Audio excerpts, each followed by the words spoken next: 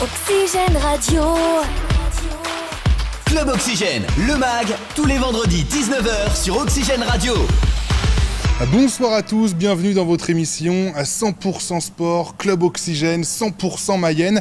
On reçoit ce soir Alexis Yomé, entraîneur de l'Union Sud-Mayenne Handball, également président de la Ligue de Handball des Pays de la Loire et aussi chef de délégation auprès de l'équipe de France U17. Bonsoir Alexis. Bonsoir Cyprien. Club Oxygène, le sommaire. Dans Club Oxygène, ce soir, le sommaire. Évidemment, on parle évidemment de l'Union Sud-Mayenne qui réalise un carton plein en ce début de championnat en N2. Ils viennent de monter et pourtant, les victoires s'enchaînent. Mais aussi, on parle de foot. Le Stade Lavallois joue demain après-midi. On parle aussi du motocross. Le MX Nation est en place à Ernée. On parlera aussi avec un mot de rugby et de basket. Mais tout de suite, place à l'invité, à l'interview. Club Oxygène. L'invité. Alors Alexis, tout d'abord parlons de ce début de saison. L'équipe vient de monter en National 2, les victoires s'enchaînent, c'est le début de saison rêvée. Est-ce que vous vous y attendiez finalement ?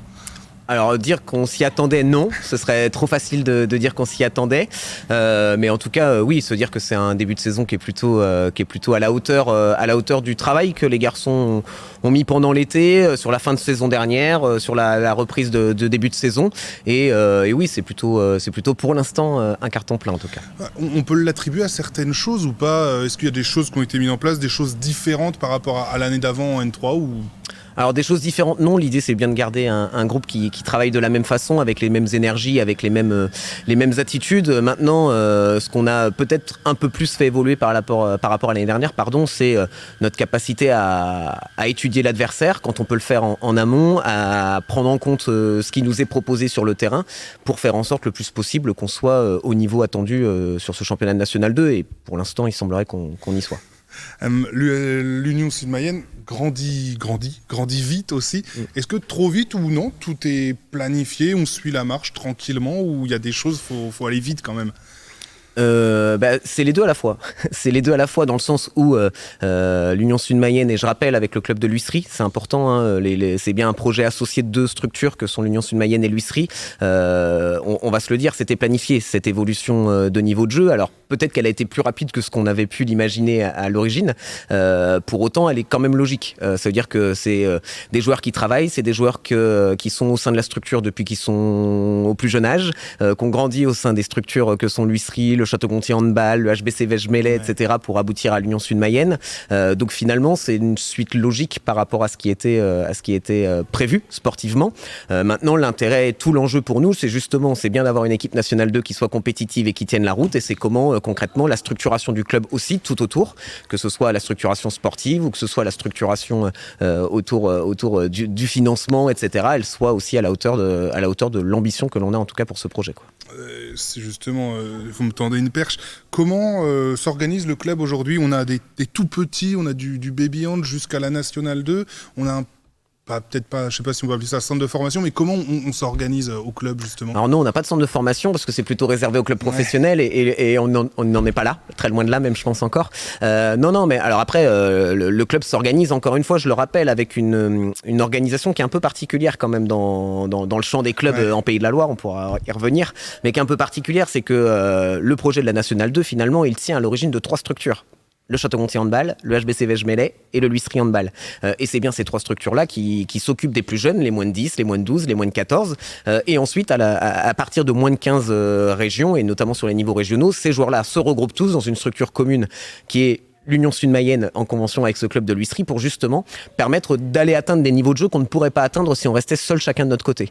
Donc c'est tout ce projet, toute cette ambition depuis 10 ans que l'on conduit avec l'ensemble des structures qui nous permet aujourd'hui d'être en National 2 mais qui nous permet aussi d'envisager l'avenir parce que si on travaille pour du one shot juste sur une saison, ça sert à rien. Donc l'idée c'est vraiment de travailler à l'ensemble de l'ambition en partant des plus petits, l'école de hand, jusqu'aux seniors et que le projet soit le plus cohérent et le plus harmonieux possible entre les différents niveaux. Il est déjà visible ce projet. Est-ce qu'en National 2, on a déjà des joueurs de plusieurs, de Vège, de Melay, de l'Huisserie, de Château-Gontier ? Il y a déjà tout ça en N2 là ? Ouais, dans la National 2, il y a des joueurs qui sont issus à l'origine du Château-Gontier Handball, d'autres qui sont issus du HBC Vège-Melay, d'autres qui sont issus de l'Huisserie, et avec quelques arrivées extérieures, parce que c'est aussi tout l'ambition à un moment donné, quand on est une structure qui travaille et qui tente de fonctionner le mieux possible. Je dis pas qu'elle fonctionne le mieux, mais pour autant qui tentent de le faire, ça attire aussi forcément des joueurs qui seraient intéressés par notre projet et qui peuvent nous permettre justement aujourd'hui de pouvoir contribuer à la réussite de ce projet. Quelques arrivées extérieures, pour autant, je le redis, notre projet de base, c'est 80% de personnes qui sont issues de la filière locale. C'est 20%. Tu me tends une perche encore une fois. Comment vous les recrutez ? C'est quoi ? C'est le réseau ? On peut regarder des vidéos ? Comment ça se passe en National 2 pour attirer des joueurs ? Alors pour être très honnête avec toi, en fait, on n'a pas vraiment recruté. On n'a pas vraiment recruté, ça veut dire qu'on a fait un choix. C'est que l'idée, c'est aussi de faire confiance à notre réseau et notamment notre réseau de joueurs.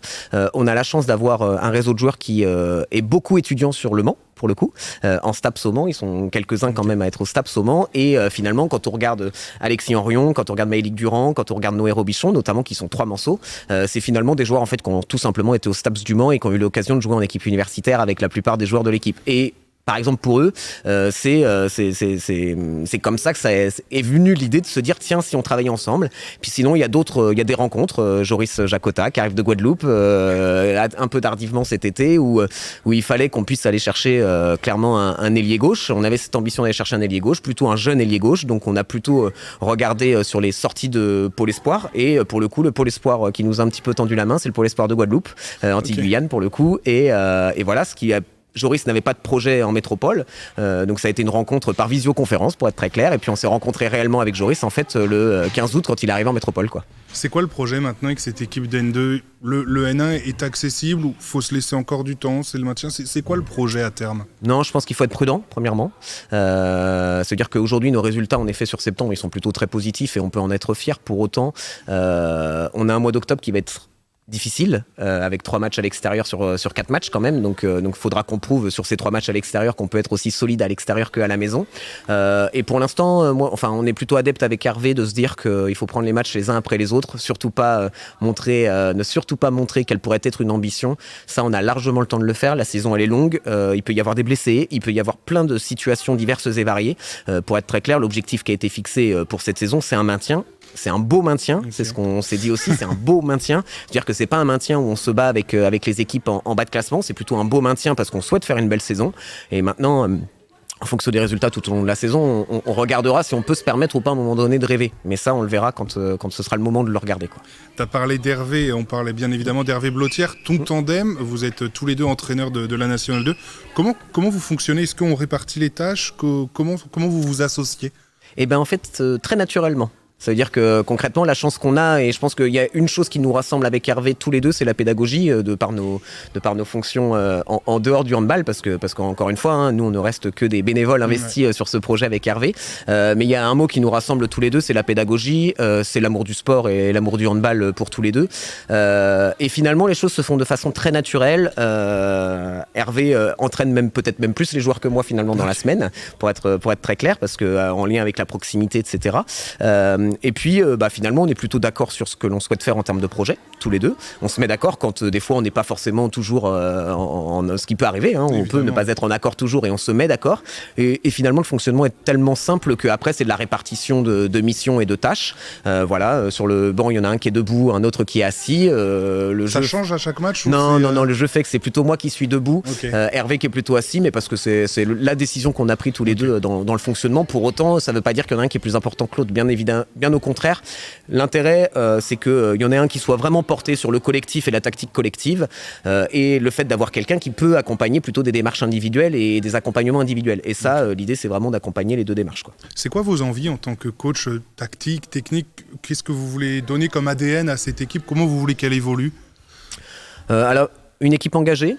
Voilà, une équipe de caractère qui sait utiliser son caractère à bon escient pour pouvoir aller gagner des matchs. Je pense que ça, c'est justement une des priorités de la jeunesse, et de montrer aussi que la jeunesse, elle est en capacité de construire un projet collectif, parce que notre équipe est très jeune et c'est un vrai pari que l'on a fait en National 2. On est sans doute encore une fois l'équipe la plus jeune du championnat. C'est-à-dire qu'aujourd'hui, notre équipe, c'est 21,3 ans quand même de moyenne d'âge, et on fait un vrai pari sur la jeunesse, et c'est ce qu'on veut représenter en tout cas pour le handball mayennais. Et moi, je pense que c'est un sentiment partagé avec Hervé. Notre ambition, c'est de permettre aux joueurs de nos clubs respectifs, Lucerie, Château-Gontier et Melay, de rêver. C'est-à-dire que cette équipe de National 2, elle doit donner des paillettes dans les yeux des plus jeunes, et ils doivent avoir cette envie de vouloir évoluer à ce niveau de jeu, parce que ce niveau de jeu, il est quand même assez exceptionnel. Donc l'idée, c'est vraiment d'être aussi cette courroie de transmission avec les plus jeunes pour que ça leur donne envie de rejoindre le projet. Vous êtes la première équipe à évoluer en National 2 en Mayenne, c'est ça, c'est une fierté aussi de représenter la Mayenne à travers la France, parce que là, pour le coup, vous faites de sacrés déplacements. Ouais, on fait un peu de kilomètres. Même si on en fait peut-être un peu moins qu'en National 3 l'année dernière, mais oui, forcément, c'est une fierté. Maintenant, moi, l'ambition, et alors là, je prends ma double casquette, forcément, l'ambition, c'est de porter l'ensemble du handball de façon globale. Et oui, forcément, c'est une fierté pour le département de la Mayenne, parce qu'on est quand même très attaché à notre département. Quand on est mayennais, on l'est vraiment pour le coup. Et du coup, oui, c'est une fierté pour le département de la Mayenne. Maintenant, ça doit être une fierté pour tous les handballeurs. Enfin, je crois que l'objectif dans un territoire, quand on a des niveaux de jeu qui sont assez élevés, c'est de faire en sorte que ces niveaux de jeu ils puissent permettre à tout à chacun de pouvoir rejoindre des niveaux intéressants. Donc ouais, c'est intéressant pour tout le monde. Tu parlais de double casquette, parce qu'on le rappelle, on l'a dit en préambule, tu es président de la Ligue de handball des Pays de la Loire. Déjà, c'est quoi ce poste ? Enfin, tout est dans l'intitulé, mais ça représente quoi pour toi ? Qu'est-ce que tu dois faire ? Est-ce que c'est 80% de ton temps ? Comment ça s'articule ? Alors, ça représente beaucoup de mon temps, mais j'aimerais bien que ça en soit 80% des fois, mais ce n'est pas toujours le cas. C'est un engagement, tout comme être entraîneur de l'équipe de National 2, qui est un engagement bénévole au service du handball. Moi, ça va faire depuis très longtemps que je suis engagé dans les différentes instances, qu'elles soient de niveau départemental, de niveau régional et même un petit peu maintenant au niveau fédéral. Parce que je pars du principe que le handball m'a beaucoup donné et qu'en retour, il faut savoir aussi donner à son sport. Et pour moi, la notion d'engagement et la notion de bénévolat au service de notre sport et de nos instances en fait partie. Et aujourd'hui, concrètement, mon job, c'est d'animer une équipe d'élus. Donc, on est 29 élus à la Ligue de handball des Pays de la Loire. C'est d'animer une équipe d'élus, une équipe de salariés à la mise en place d'un projet territorial au service du handball et au service des clubs des Pays de la Loire. De ces, aujourd'hui, 26 000, un petit peu plus de 26 000 licenciés. On l'espère en fin de saison un petit peu plus au-delà de 30 000. Et l'intérêt pour nous, c'est de faire en sorte que le handball, il est une vitrine intéressante sur le territoire des Pays de la Loire, que l'on contribue à l'accompagnement des clubs à hausser le niveau de jeu du handball en Pays de la Loire, de faire en sorte que on travaille à l'équilibre de la parité entre le handball féminin et le handball masculin, que l'on fasse en sorte que tous les handballs puissent se jouer en Pays de la Loire, que l'on soit sur du hand fauteuil, que l'on soit sur du hand adapté, que l'on soit sur du hand classique, du hand A4, du hand fit, enfin bref, mais de développer l'ensemble des handballs. Et finalement, notre job, il est très grand. C'est aussi de piloter les structures de sport de haut niveau que sont les pôles espoirs à Nantes et de les accompagner à faire en sorte que on ait des joueurs des Pays de la Loire qui soient demain en équipe de France jeune ou en équipe de France A. Enfin voilà, le job est très large et il se fait en commun avec les comités départementaux, bien évidemment, qui chacun dans nos compétences contribuons à faire en sorte que le handball puisse réussir sur le territoire français. Tu es aussi chef de délégation de l'équipe de France U17. Avant de définir le poste, comment tu répartirais ton temps entre l'Union Sud-Mayenne ? Quel pourcentage ça représente entre la Ligue, l'Union Sud-Mayenne, l'équipe de France et puis mon vrai travail quand même dans la vie, c'est-à-dire que je pense qu'aujourd'hui, enfin moi sur une semaine classique, je pense que je fais largement plus de 2,35 heures entre le handball et mon job. Mais maintenant, encore une fois, je le vis pas comme une contrainte, c'est un choix. Il est voulu, il est assumé, et l'ambition, elle est de se dire que encore une fois, je donne au handball, mais le handball me renvoie également, c'est-à-dire que je le prends vraiment pas pour une contrainte. Et le jour où ça en devient une contrainte, je le ferai plus. Enfin, c'est aussi se dire très naturellement que l'engagement aujourd'hui, il ne peut pas être un engagement forcé quand on est bénévole, et que forcément c'est un engagement parce qu'on a envie de le faire. Et puis des fois on a envie d'en faire un petit peu moins, on a envie d'en faire un petit peu plus. Et voilà, moi aujourd'hui je m'y retrouve assez bien dans l'équilibre, donc pour l'instant ça va. Et puis le jour où je m'y retrouverai plus dans l'équilibre, peut-être qu'il faudra faire des choix sur un ou des postes que j'occupe aujourd'hui bénévolement. Et juste pour finir la partie interview, est-ce que tu peux nous dire ce que c'est être chef de délégation de l'équipe de France U17 ? Le chef de délégation de l'équipe de France U17, finalement, il représente le président de la fédération, donc Philippe Bana, sur l'ensemble des déplacements de l'équipe de France U17 à l'étranger, notamment, donc en Europe et à l'international. Et mon job, c'est aussi un job un peu de comment je pourrais dire, de lien entre les différentes parties. Non, mais même pas en fait avec les autres nations, parce que c'est des choses qui sont plutôt très bien, mais plutôt à l'intérieur, plutôt entre le staff et les joueurs, entre les joueurs entre eux, etc. et mon rôle c'est plutôt d'être un animateur de la cohésion sociale finalement de l'équipe de U17 et ça me permet moi aussi, pour être très honnête, d'être dans un staff d'équipe de France, de continuer d'apprendre à côté d'entraîneurs qui sont quand même des entraîneurs de renom, qui voilà, enfin... Tu peux rappeler leur nom? Ouais, alors Guillaume Joly notamment sur l'équipe de France U17, avec notamment Daouda Karaboué, l'expert des gardiens de but, voilà, qui sont forcément des noms qui dans le handball qu'on connaît, quand on a été champion olympique notamment, forcément ça parle un petit peu. Et moi, ça me permet concrètement de continuer à construire ma culture du handball, à continuer de faire grandir aussi la façon dont je peux voir le handball aujourd'hui et comment je peux accompagner les joueurs à être dans cette philosophie-là. Donc voilà, enfin, l'idée c'est encore une fois, l'engagement c'est du donnant-donnant et là je donne et je reçois complètement. Donc je le fais avec grand plaisir. Ok, merci beaucoup Alexis. Je te propose avant de se quitter une petite interview flash. Tu réponds très rapidement à des questions complètement variées. Allez, jingle. Club Oxygène, l'interview flash. Alors Alexis, ton plat préféré? Les lasagnes. Si tu devais remporter un seul trophée? Un trophée de champion de France. Hiver ou été? Plutôt été. Ton animal de compagnie? Un chat. Ce que tu détestes en tant que coach? Les râleurs. Ton rituel juste avant le match? Aller aux toilettes. Sucré ou salé? Plutôt salé. Netflix ou match de hand à la télé? Match de handball. Le joueur que tu rêverais d'entraîner? Je rêverais d'entraîner. Oh là là, c'est dur. Que je rêverais d'entraîner parce que bon, ils sont bien meilleurs que moi. C'est dur comme question. Parce mais que un finalement, joueur bien meilleur que toi, bien meilleur que moi. Allez, Luc Stengs. Et enfin, ton meilleur niveau auquel tu as évolué au handball? En tant qu'entraîneur ou en tant que joueur? En tant que joueur. En tant que joueur, régional. Ok, on se quitte là-dessus. Merci beaucoup Alexis d'avoir pris tout ce temps avec nous. Évidemment, on sera là pour supporter demain l'Union Sud-Mayenne Handball. Nous, on passe tout de suite au reste de l'actualité. Oxygène Radio. Club Oxygène, le mag, tous les vendredis 19h sur Oxygène Radio.